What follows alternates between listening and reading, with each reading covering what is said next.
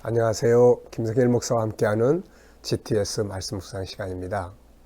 오늘도 묵상과 함께 여러 가지 어려운 현실을 잘 승리할 수 있기 바랍니다. 우리가 어려운 일을 만나면 항상 두 가지를 꼭 기억하세요. 사람이 해야 될 일은 철저하게 해야 합니다. 그리고 또 하나는 하나님께 맡기고 하나님과 좋은 관계, 영적 관계를 잘 갖는 일입니다. 이 두 가지를 가지면 어떤 일을 만나도 감당할 수 있고 이길 수 있고 결국은 합력해서 아주 유익한 결과를 만들어낼 수가 있게 되는 것이죠. 자, 오늘도 우리가 이제 묵상을 가지고 이 묵상, 우리 내면을 강화시키고 주님과 교통하는 시간을 갖습니다. 여러분, 이 묵상은 마치 그 생명수의 강이 흐르는 것과 같아요.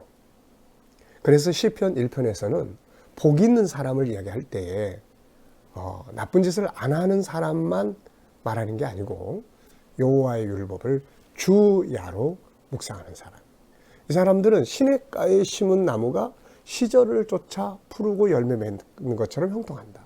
그러니까 시냇물가에 심은 나무는 물속에 뿌리를 담그고 있잖아요. 이게 말할 수 있습니까? 묵상이 바로 그런 역할이에요. 그리고 묵상도 단순한 묵상, 또 남이 해놓은 거를 듣기만 하는 묵상, 자기가 안 하죠. 그 다음에 또 흘러가는 묵상, 그냥 하는 걸로 끝나버리는 묵상, 다양한 묵상들이 있습니다. 근데 이 GTS 묵상은 흘러가지 않고 내 안에 고이는 묵상이에요. 고이는 묵상. 그리고 단순한 게 아니라 이거 묵상을 통해서 삶으로 확장시켜 나갈 수 있는, 세상 일들도 이 묵상법에 의해서 하면 아주 잘 해나갈 수 있는 이런 놀라운 역사를 만들어내는 것이 GTS 묵상이에요. 여러분들이 GTS 묵상을 잘 훈련하셔서 묵상을 통해서 은혜 받을 뿐만 아니라 내 안에 고이게 하고 살아가면서 계속 활용할 수 있는 묵상이 될 수 있기 바랍니다. 오늘은 네 번째 주간에 3일차의 묵상을 하겠습니다. 3일차의 묵상은 항상 숨겨진 보물을 찾는 거예요. 숨겨진 보물. 자, 우리가 본문을 쭉 읽어보면은 거기에 기록된 것들이 있어요. 근데 그 속에는 표현되지 못한 것들이 굉장히 많죠. 뭐 그때 당시의 상황이나 그때 당시에 등장한 사람들의 그런 어떤 마음이나 이런 것들은 하나도 안 나타나 있어요. 뭐 그 전 상황이나 그 이후의 상황이나, 그래서 이런 것들을 찾아내는 거예요. 세상의 모든 이치가 다 그렇습니다. 나타나 있는 면보다는 안 나타나 있는 면이 훨씬 더 많죠. 이걸 누가 찾아내느냐에 따라서 그 사람이 주인이 될 수가 있는 거죠. 이런 훈련을 셋째 날에 하게 됩니다. 자, 그럼 오늘도 우리 본문 말씀을 2번 읽겠습니다. 2번 읽으실 때는 항상 눈으로, 말로, 생각의 뿌리를 집중하셔야 돼요. 그러면 단어 하나가 그 속에 막 들어있는 것들이 보여요. 느껴져요. 이것이 바로 흐르는 말씀의 생수입니다. 이게 내 영혼 속에서 막 느껴지고 깨달아지고 감동이 될 때 영이 병든 사람 치료받아요. 마음이 병든 사람 치료받아요. 그리고 막 희망이 생기게 되고 능력이 만들어지게 되는 거예요. 자, 넷째 주간 2번 읽겠습니다. 마태복음 26장 57절. 예수를 잡은 자들이 그를 끌고 대제사장 가야바에게로 가니 거기 서기관과 장로들이 모여 있더라. 베드로가 멀찍이 예수를 따라 대제사장의 집들에까지 가서 그 결말을 보려고 안에 들어가 하인들과 함께 앉아 있더라. 대제사장들과 온 공회가 예수를 죽이려고 그를 칠 거짓 증거를 찾으며 거짓 증인이 많이 왔으나 얻지 못하더니 후에 두 사람이 와서 이르되 이 사람의 말이 내가 하나님의 성전을 헐고 사흘 동안에 지을 수 있다 하더라 하니 대제사장이 일어서서 예수께 묻되 아무 대답도 없느냐. 이 사람들이 너를 치는 증거가 어떠하냐 하되 예수께서 침묵하시거늘 대제사장이 이르되 내가 너로 살아계신 하나님께 맹세하게 하노니 네가 하나님의 아들 그리스도인지 우리에게 말하라.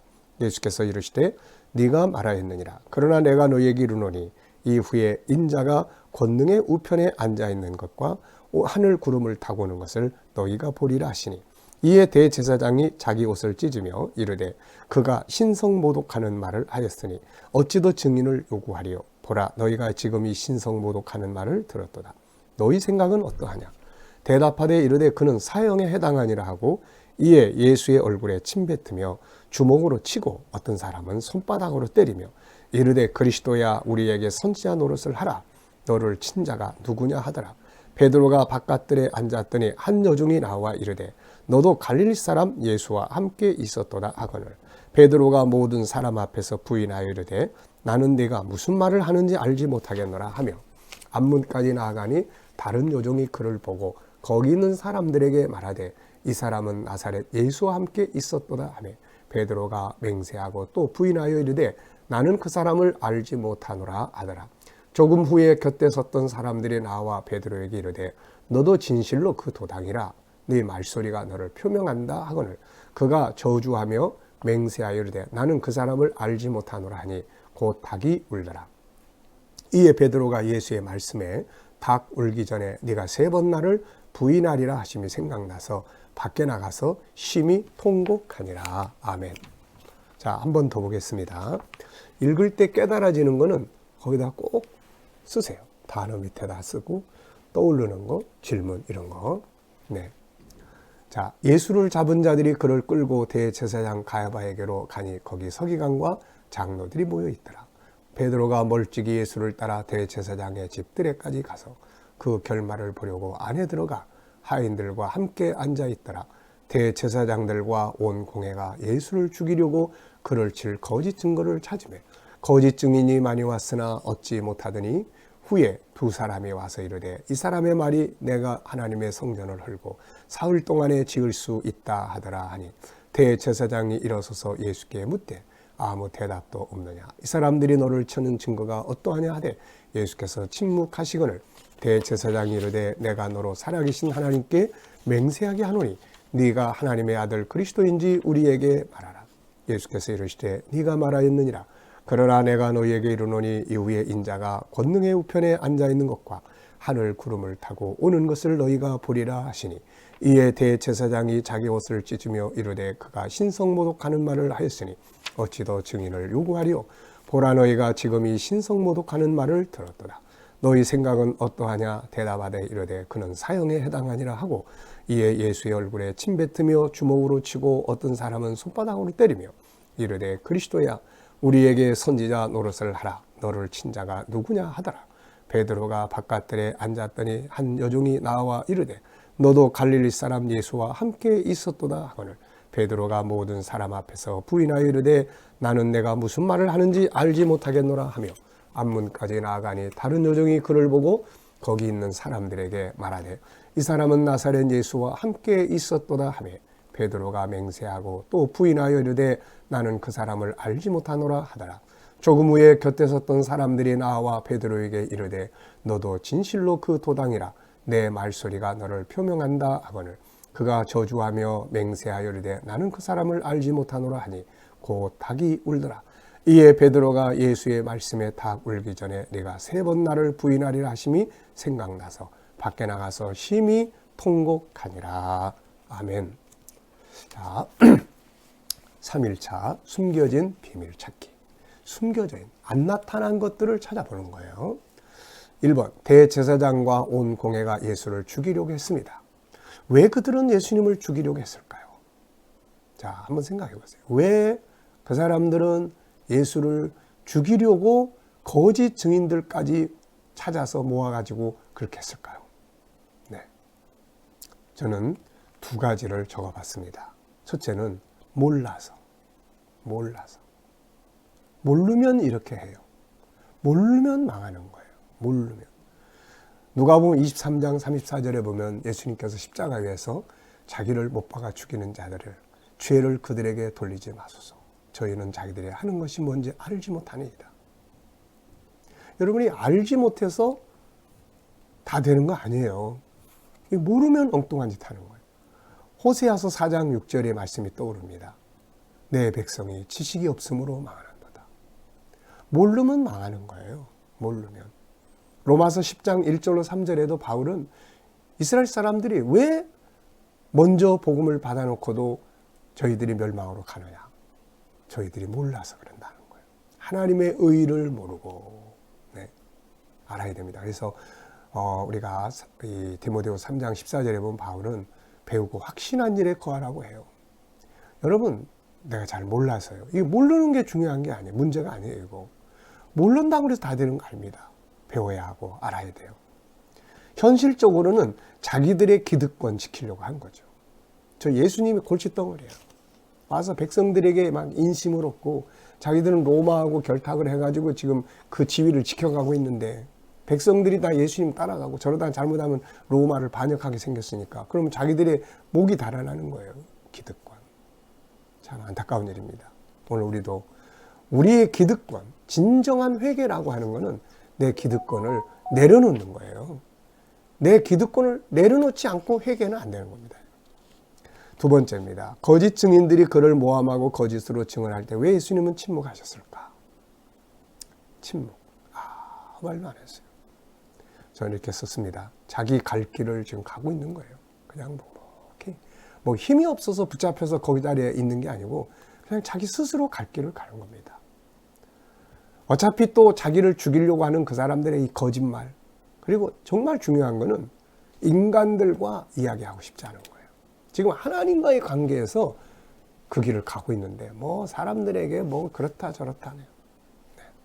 자, 누군가를 해하기 위해 거짓말을 해본 일이 있는가? 그때 마음이 어떠한가? 우리들이 뭐 일부러 그렇게 하지는 않지만 본의 아니게 그런 경우들이 아마 누구이나 좀 있을 겁니다. 저도 옛날에 오래됐죠. 버스를 타려고 길에 서 있는데 어느 할머니가 가는 그 목적지를 향해서 가는 버스가 몇 번이냐고 물어서 제가 가르쳐 줬어요. 근데 나중에 보니까 반대 방향으로 가는 차를 가르쳐 준 거예요. 이게 그분은 이미 그 차를 타고 가셨고, 그래서 그게 몇십 년이 지났는데 아직도 그게 마음에 그게 항상 그것만 생각하면 이게 참 불편해요. 이게 누군가를 해하기 위해서 그게 본이든 아니든 간에 거짓말을 하고 하는 건 평생 마음에 짐이 됩니다. 이게 누가 나를 모함할 때 나는 어떻게 행동을 하는가? 자, 여러분들은 누가 모함을 하면 어떻게 대처를 하죠? 명예훼손으로 고발하고 막, 그래서 적극적으로 병로도 해야 되겠지만 때로는 묵묵하게 자기 길을 가야 할 때도 있다. 그래서 억울한 일을 당한다 싶으면 이 가야바 법정에서 묵묵히 자기 길을 가신 이분을 생각을 하셔야 합니다. 세 번째 질문이에요. 이후에 인자가 권능의 우편에 앉아있는 것과 하늘 구름을 타고 오는 것을 보리라고 하셨는데 이것은 무슨 의미인가? 주님 재림하시는 날을 말하죠. 그날에 이 자리에 있던 자들이 다 그분을 보게 될 텐데, 그래서 계시록 1장 7절에 보면 그날에 그를 찌른 자들도 볼 거다라고 이야기를 해요. 얼마나 부끄럽고 두렵고. 바울은 일찌감치 그래도 예수님 만나서 이런 문제들 해결했죠. 네, 예수 믿는 자를 핍박하다가. 넷째 질문입니다. 그들은 예수님이 신성모독했다고 하여 사형 선고를 했어요. 이것이 옳다고 생각하는가? 틀렸죠. 틀렸다면 이유가 무엇인가? 예수님은 지금 이 사람들은 다 거짓말하고 있어요. 그 사람들은. 근데 예수님은 내가 하나님의 아들이다. 이거 틀린 말 아니잖아요. 내가 그리스도다. 맞잖아요. 이거 구름 타고 온다. 맞잖아요. 이거. 그래서 예수님은 진리를 인하여 고난을 받아요. 그래서 팔복에서도 나를 인해서, 의를 인해서 고난받는 자는 기뻐해라. 이건 거짓 때문에 고난받는 게 아니기 때문에 영광이 있는 거죠. 영광.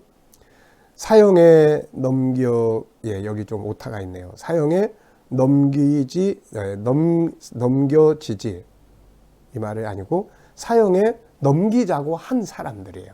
그 무리들 있잖아요. 그들은 예수님의 침을 뱉고 주먹으로 치고 손바닥으로 때리면서 조롱했는데 예수님은 왜 당하고만 계셨을까? 참 감사한 일이에요. 예수님이 여기서 너희들 뭐야? 그리고 내 얼굴에 침을 뱉어? 그리고 오히려 그 자를 피하고 그들을 막 벌주고 하셨다면 슬픈 일이에요. 그래서 이게 너무 주님 앞에 죄송하고 감사하고 그래요. 때로는 우리도 당해야 할 때가 있습니다. 사명을 감당하고 하나님의 일을 하고 하나님의 뜻을 따라가다 보면 당해야 할 때가 있어요. 근데 내가 왜 당해? 응? 날 뭘로 알고? 내가 왜 당해? 이런 경우들 있죠. 근데 여러분, 때로는 당해줘야 될 때가 분명히 있습니다. 그때 이분을 생각하시기 바랍니다. 이 부분에서 느끼는 건 뭔가? 이것은 예수께서 행하실 수 있는 것 중에 가장 큰 기적이었어요. 사실 우리가 볼 때 오병이어가 기적이지 예수님한테는 오병이어는 기적이 아니에요. 왜냐하면 그분은 창조주니까. 근데 그 창조주에게 가장 큰 기적은 그분이 만드신 인간들 앞에 와서 이 침뱉음 당하고 뺨 맞고 이럴 때 그걸 참아주신 거죠. 이게 바로 그분이 할 수 있는 최고의 기적이고 이 기적이 우리를 구원하는 거예요. 예수님의 고난이 나와 무슨 관계가 있다고 생각하는가? 두 가지의 의미가 있다고 봅니다. 첫째는 우리의 구원이 이루어진 거고, 둘째는 나의 승리의 원천이에요. 승리 원천. 여러분 힘든 일 당할 때, 어려운 일 당할 때 딴 거 생각할 필요 없어요. 바울이 고린도후서 12장, 히브리서 12장 3절에 이야기한 것처럼 그분을 생각해야 합니다. 그분. 가야바 법정에 홀로 서신 그분. 그분을 생각하면 웬만한 어려운 일 뭐 다 이길 수 있습니다. 네. 이런 승리의 원천이 되는 거죠. 다섯 번째 질문입니다. 베드로는 안타깝게도 3번이나 예수님 부인하고 저주했는데 전날 저녁에 그렇게 배반하지 않겠다고 장담을 했는데 왜 그랬을까? 왜 그랬을까? 네. 저는 3가지를 적었습니다. 첫째는 몰라서. 지금 상황을 몰라요. 예수님이 그 일을 당하는 이유를 잘 몰라요. 알면은 아예 그냥 떠나든지 아니면 야 진짜 가치 있는 일이니까 나도 한번 해보자, 참여해보자 할 수 있는데 결국 나중에 그렇게 했잖아요. 모르고 있다 보니까 그 다음에 당황이 오는 거예요. 당황. 사람은 당황하게 되면 막 갑자기 이상한 행동하게 되고 막 그러는 거예요. 그게 두려움을 몰고 온 거죠. 두려움. 결국 죽어야 될 때 그래 죽자. 그러면 되는데 이거 뭐야 이거? 난 지금 살아야 되는데 이러면은 뭐 거짓말도 하게 되고 부인도 하게 되고 막 다 필요한 대로 살기 위해서는 다 그렇게 하는 거죠. 자, 닭이 우는 소리를 듣고 밖에 나가 통곡합니다. 이유가 무엇이었죠? 주님이 전날 저녁에 하던 말씀이 다 떠오르는 거예요. 떠오르는 거예요. 그 말씀을 떠오르니까 자기가 너무 한심스러운 거예요. 자기 자신이 너무 화가 난 거예요. 주님 앞에 너무 죄송한 거예요. 베드로는 그 마음이 있었어요. 그래서 주님이 그를 다시 쓰실 수 있었던 겁니다.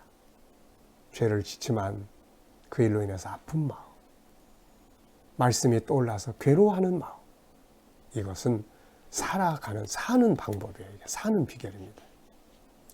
나에게도 이런 경험이 있는가? 많지는 않지만 참 통곡해본 일들이 덜어는 있는 것 같습니다. 처음에 주님 만났을 때 선교적 사명 때문에 하나님의 마음을 느끼게 됐을 때 참 많이 울었던 기억이 있습니다. 자, 본문을 정리하면서 감사한 건 뭔가? 나 위에 침뱉음 당하시고 주먹질 당하시고 손바닥으로 때리는 일을 다 받으시면서 그냥 침묵하시는 거예요. 침묵. 오늘 가야바의 법정에서 예수님은 그냥 침묵하세요. 말도 안 하세요. 네, 다 받아주신 거예요. 기억에 남는 것. 가야바 법정에 홀로 서 계신 그분의 모습이에요. 사람이 없는 게 아니었습니다. 많았어요, 주변에. 근데 그분은 혼자였습니다. 오직 아버지를 바라보며 그 길을 가신 거죠.